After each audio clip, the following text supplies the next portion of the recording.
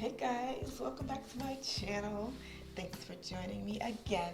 So in this video, we are going to be talking about some of the apartment tips that I have for you guys that I used that I felt like helped me when moving into my first apartment. So I'm gonna share those with you, so keep watching. Alright, so one of the things that worked for me that was very helpful moving into my first place was command hooks.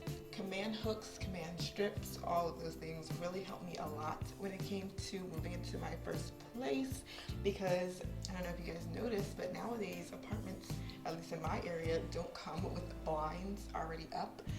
So the windows are like completely open. There's no blinds, there's no coverings. It's like a fishbowl. You see everything.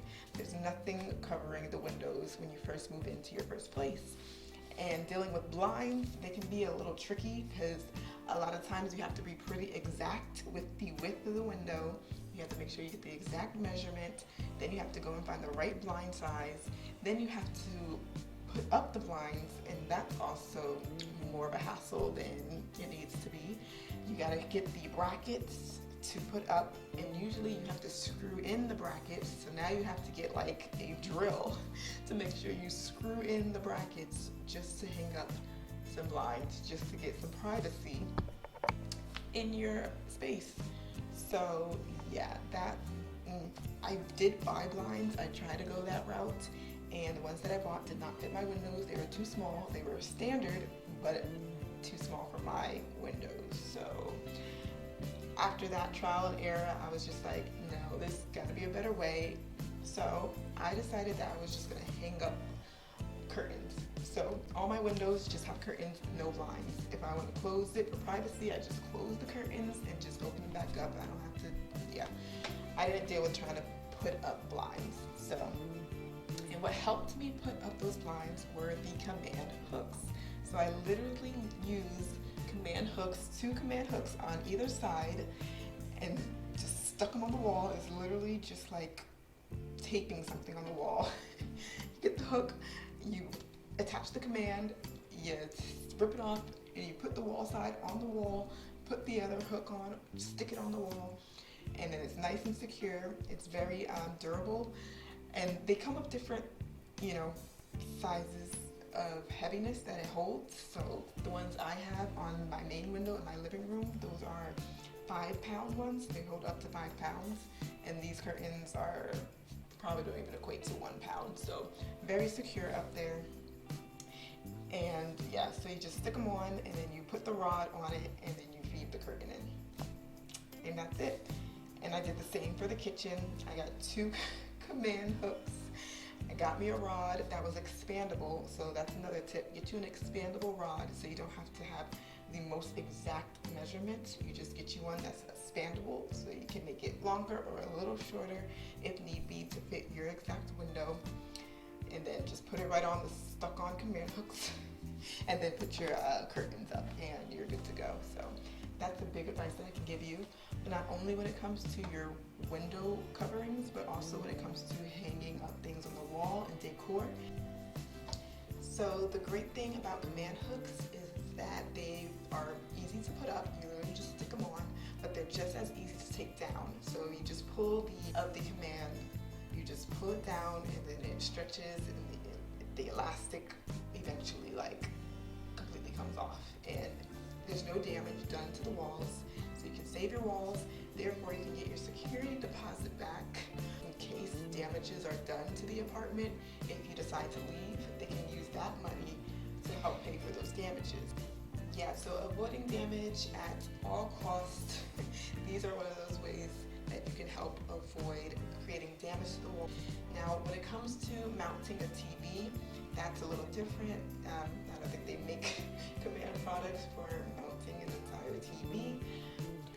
Alright, so the next tip that I'll give you guys is to have at least a screwdriver and a hammer, especially for the items that I purchased that I mentioned in my last video. Check that out, and you'll see the pieces that I purchased, furniture pieces for my apartment. And The one thing that I actually did need to build some of those items was a screwdriver. A lot of them some of them were no tools. Some of them they had like the little black screw thing that came with it. You have that, and then a hammer that was kind of random that I didn't think I would need to build the furniture that I bought, but two of the furniture pieces that I purchased did require a hammer. So screwdriver and a hammer just in case. So tip number 3, keeping in line with just having building your furniture and getting that all set up, I would say also just look for the deals, look for the inexpensive finds, especially for things that you can pretty much get anywhere. I would definitely resort to those cheaper, more inexpensive stores to get them from. For example, like your kitchenware, if you don't mind getting more inexpensive kitchenware. If you're like me, you're not much of a chef, so whatever will work. Whatever spatula will work as long as it's a spatula. You don't have to necessarily go to like the Home Goods or to the more high-end stores just to get you a spatula set. Or hit up Dollar Tree, especially, hint hint. Any of those dollar stores, discount stores, they'll have those basic items. When I went to Dollar Tree and I showed like a whole wall of all the kitchenware that you can get literally for like $1 to $1.25. Check out that video and check out your local Dollar Tree. And for me, the quality is good enough. It works, it does the job. So when it comes to looking for your actual furniture pieces, and refer to my video about furnishing my apartment, and you will see that it is possible to get things inexpensively. You don't have to pay a lot to furnish your apartment. Number 4 that worked for me is using the hand truck, or like a dolly. Some people call it a dolly or a hand truck, whichever one, but it's basically like a tool that you use to be able to roll, boxes and larger items up without having to like carry it. For me, because I had to bring up like my bed frame, I had to bring up the pieces of the couch. The couch came in 2 separate boxes, and that fit on the dolly. I just put it on there, and then you just rolled it to the elevator, got up, and then rolled it right into my unit. So it made it really easy to be able to transfer all of the items from the truck or from my car to my actual apartment. Invest in a hand truck / dolly. It may also come in handy when it comes to bringing up your groceries. You can just buy like a basket, put the basket on the dolly with the groceries in it, and just roll it up. My 5th tip that I would recommend to you, something that I did not do and it kind of cost me literally. If you're moving into an area that's more of a city-like area and you just have the street and you have some people parking on the street, figure out the parking situation, because there is some parking behind my complex, but the only thing I remember when it came to that is that some of them are assigned parking spaces. And I, at the time, just moved in, so I didn't have any assigned parking space. I didn't really go that far at that moment or thought about that too much when I had first moved in about what my parking situation was going to be. So I ended up parking on the street, but I parked a little further up, so I thought I was fine. But there was a sign on that street that says there's no parking from 2 a.m. to 6 a.m. So overnight parking basically is not permitted. And I went out to my car the next afternoon, and it was not there. Yes, my car was gone. And in my mind, it was like one of 2 thoughts. I was like, either someone stole it, or it must have gotten towed. My first thought was towed, and as I kept walking closer to the spot where my car was no longer, I was like, or maybe it got stolen. So I looked on the ground to see if there was like any glass. Didn't see anything there, so I didn't know what to do for like the first 60 seconds. Then I was like, oh, let me call the police. The police station, not 911, but just the police precinct. So I called the station. I told them my car is no longer here where I parked it last night. I told them the address, and they were kind of not surprised, like, yeah, well, go figure. But they actually took it because my registration was expired by like a month or 2. And so that's why they decided they were gonna just completely tow it. So not only did I have to pay the ticket because I parked in a non-overnight parking zone, but I had to go through going to the police station, having to re-register my car, having to get my insurance to show proof that I was insured, and then taking an Uber to the pound. There you go. Having to take an Uber to get to the pound, to then pay more money to get my car out of the pound. So yeah, even before you move in, figure out where you're gonna put your car if you have. I found out later on that you can get parking through the city. I don't live in like a big city, but the town, I guess, the area that I live in is considered a city. I had to get parking through the municipal, and there is a parking lot that's about 2 blocks up from where my building is, where you can purchase a permit to park. So it's a little bit of a walk, a little bit to get to my car, maybe like a 2-minute walk, but it's better than getting towed. Alright guys, so for the 6th tip that I can give you, storage.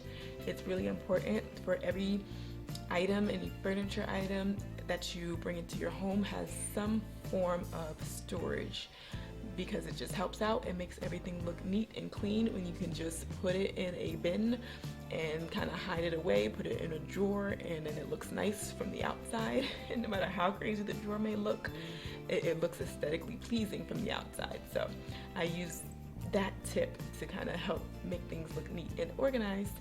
So here's an example with my TV stand I have here.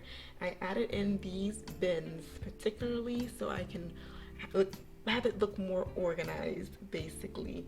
So in this bin I have like batteries, which is another tip, always keep batteries on you. You never know when you use something that's gonna need batteries. I have my measuring tape, I have some scissors, so that just goes there.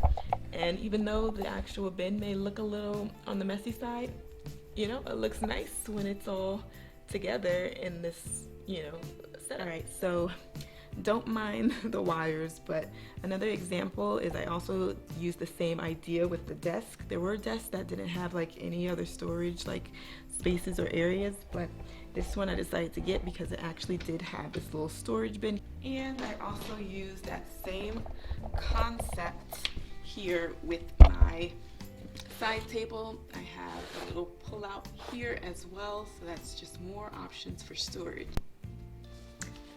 So I also used the same concept when it came to selecting my bed frame. So this bed frame is 14 inches off the ground for a purpose of using it for potential storage.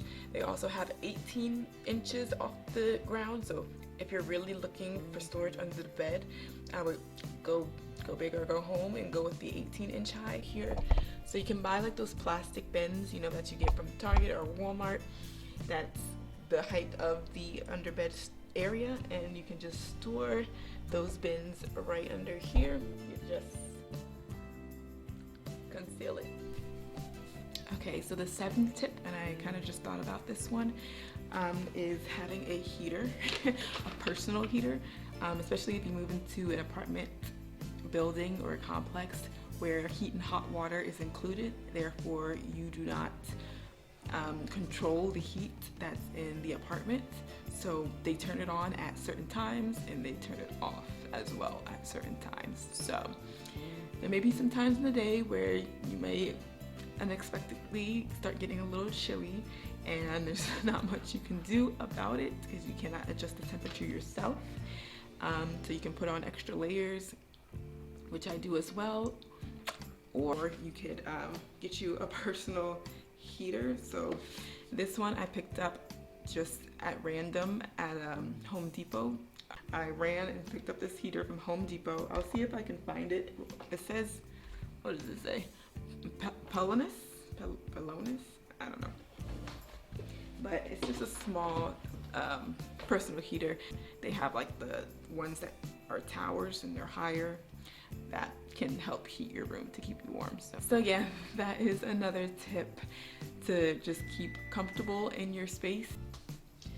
So yeah guys, those are my main tips, or the main things that I learned that helped me out when it came to setting up my first apartment. Yeah, so I hope this was helpful and you guys can use some of these tips when you move into your apartment, or if you're deciding to or looking into that. These are some of the tips that you can take with you. So yeah, thank you guys so much for watching and joining me in this video, and I hope to see you again soon. Bye.